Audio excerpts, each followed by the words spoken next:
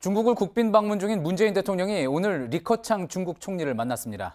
사드 갈등을 최소화하고 경제 협력을 하자는 건 한국과 중국의 공통 분모입니다. 그래서 오늘 이런 분위기가 조성될지 관심이었습니다. 또 이 결과에 따라서 어제 한중 정상회담 성과에 대한 분석도 달라질 수 있습니다. 조금 전 회동이 끝났다고 하는데 베이징 연결해서 자세한 이야기 들어보겠습니다.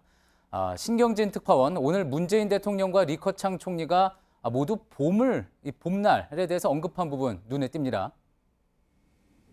리 총리는 문 대통령의 방문이 겨울에 성사됐다며 한중 관계의 봄날을 기대하자고 했습니다. 문 대통령은 한중 관계를 바둑에 빗대 미생을 거쳐 완생을 이루고 상생의 시기를 함께 맞이하길 바란다고 했습니다.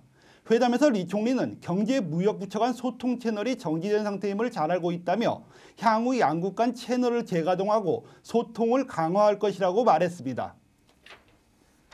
정지된 채널을 재가동하자 이런 이야기가 나왔다고 했는데 그런 차원에서 또 리 총리가 의미심장한 발언을 또 추가로 내놨다고 하죠.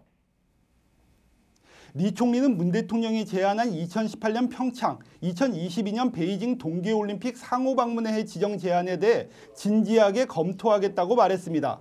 중요한 대목인데요. 한국행 단체 관광이 자유롭지 못한 상황에서 사드 보복 해제의 바로미터이기 때문입니다.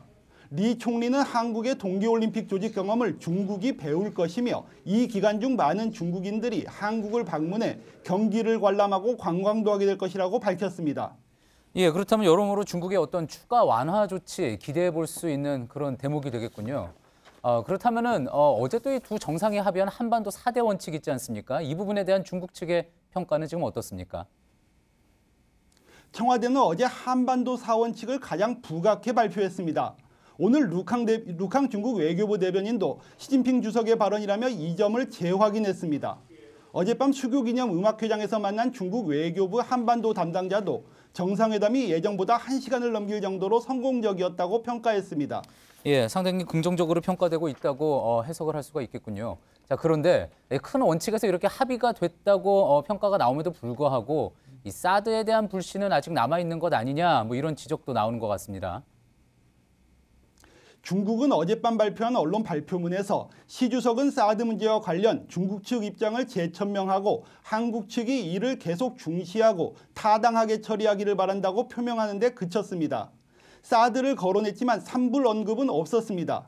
지난달 베트남에서 진행된 정상회담에서 시 주석이 직설적이고 장시간 사드 추가 조치를 요구했던 것과 달라진 모습입니다. 하지만 사드 언급이 빠지지 않았다는 점은 사드를 용납하는 것은 아니라는 일종의 경고로 읽히는 대목입니다. 실제 어제 메인 뉴스에서 정상회담 소식을 보도했던 CCTV는 오늘은 문 대통령 관련 보도를 자제했습니다. 지금까지 베이징에서 신경진 특파원이었습니다.